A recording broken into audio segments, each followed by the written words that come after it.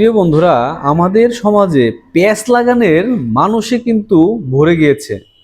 প্রিয় বন্ধুরা, এই পরিমাণ প্যাঁচ লাগানোর মানুষ আমাদের সমাজে ইদানিং দেখা যাচ্ছে। মানে এদের ভিড়ে ভালো মানুষগুলোর বেঁচে থাকা অনেক কঠিন হয়ে যাচ্ছে।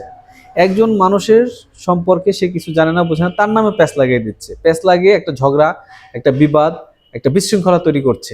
অনেক অনেক মানুষের কাজই এটা। কিছু মানুষ দেখবেন বলে আপনার কাজ করে না, বাপদাদা কিছু সম্পত্তি রয়ে গেছে, অনেক সম্পদ রেখে গেছে, এখন যেগুলো আছে ওগুলো বসে বসে খাচ্ছে। যে মানুষ একটা কথা বলে না, এক পুরুষে করে ধন তিন পুরুষে খায়, আর এক পুরুষে এসে দেখে খাওয়ার কিছু নাই।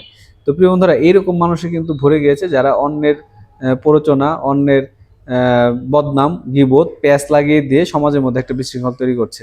যদি আপনার চোখে কখনো এই সমস্ত মানুষ ধরা পড়ে যে প্যাঁচ লাগাচ্ছে, তাদেরকে শায়েস্তা করবেন। আর আপনি যদি একজন সুস্থ সজ্ঞান মানুষ হন, কখনো কারো কথা বিশ্বাস করবেন না। আপনি ম্যান টু ম্যান, আপনি দেখবেন সেই লোকটা আমার সাথে কেমন ব্যবহার করছে, এটার উপর তাকে আপনি জাজ করবেন। একজন এসে বললো অমুকে তো আপনার সামনে এটা কথা বলছে, সে তো তার স্বার্থের জন্য আপনার কাছে গিয়ে প্যাঁচ লাগানোর জন্য এই কথাটা বলবে।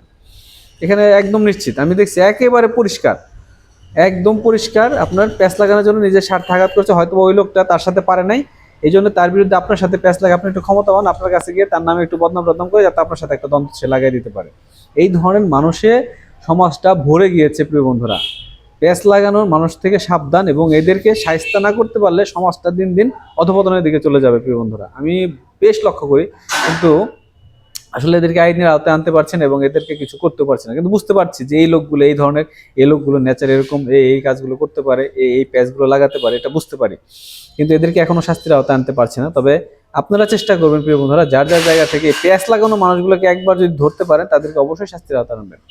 কারণ এই প্যাচ একবার লেগে গেলে আপনার পরিবার, আপনার সমাজ, আপনার আশেপাশের লোক, আপনার অফিস থেকে শুরু করে আপনার পুরো সমাজটাই কিন্তু একটা বিশৃঙ্খল পরিবেশের মধ্যে দিয়ে প্রিয় বন্ধুরা চলে যাবে।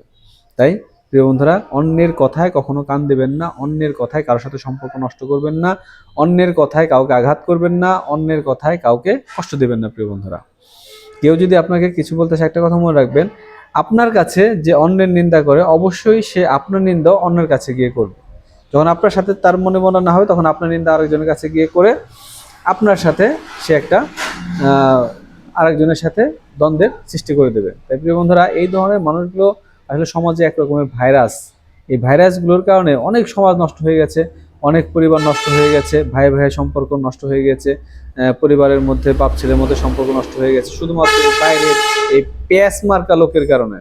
তাই প্রিয় বন্ধুরা, এই পেঁচানো লোকগুলোর জীবনে কখনো শান্তি নাই, এরা অন্যের শান্তি নষ্ট করার জন্য সবসময় কাজ করে থাকে। তাই প্রিয় বন্ধুরা, এই লোকগুলো থেকে সাবধান থাকবেন, ভালো থাকবেন, সুস্থ থাকবেন। সকলের জন্য শুভকামনা থাকলো। ভালো থাকবেন, সকলের সুস্বাস্থ্য কামনা করছি।